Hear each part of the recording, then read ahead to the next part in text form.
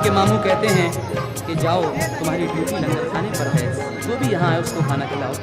उसके बाद क्या होता है सुने। लंगर पे गए हजरत साबिर खुशी खुशी, दिन रात दिया करते थे लंगर पे हाजिरी।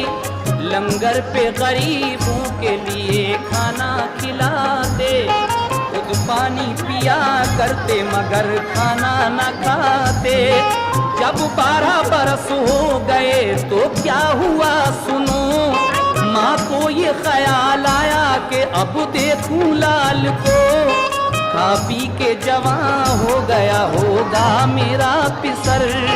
एक रोज बड़े शौक से जारी किया सफर, पहुंची पिसर के दीद का अरमान लिए हुए।